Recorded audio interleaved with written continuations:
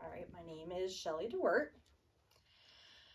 Imagine one day you wake up without a voice. I imagine that would be annoying. It has happened to me a few times when I've had a cold or bronchitis.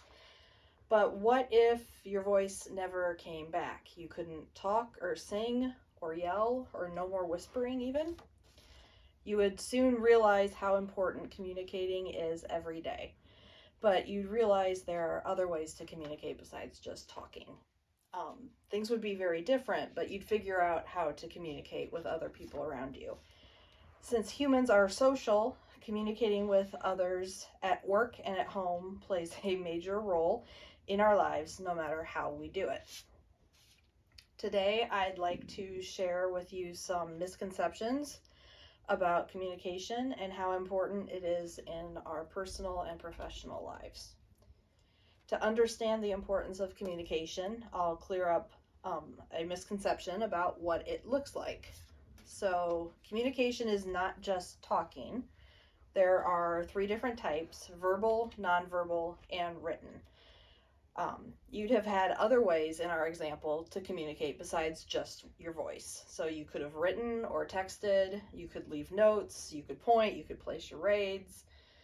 Your facial expression and your body language would matter too.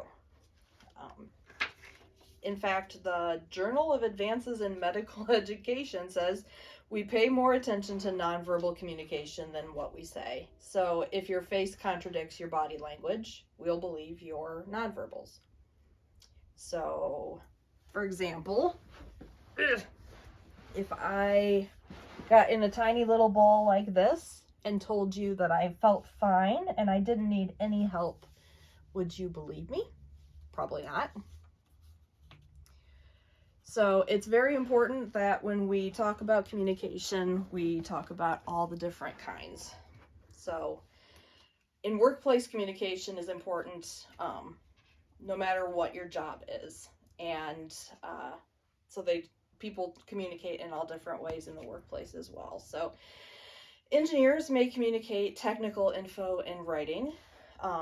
In nursing school so far, I've been taught how to use the way they teach you how to speak in the military. So you are required to repeat back to each other and confirm short statements. So that's the way we communicate to try not to lose important information. And Indeed even has articles on how nonverbal communication can build teams and encourage productivity. So paying attention to these things help us say what we mean at work.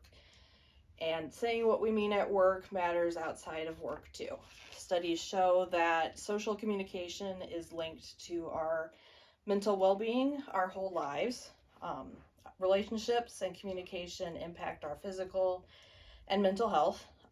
Communication is how we fix problems, make friends, and ask for help. And even nonverbals like hugs or a smile from a friend matters to your mental health. As you can see, there is so much more to communication than just talking in our personal and work lives. We communicate all day, even when we aren't talking. We speak, we write, we interact without words. It's important to our jobs and the people that we love.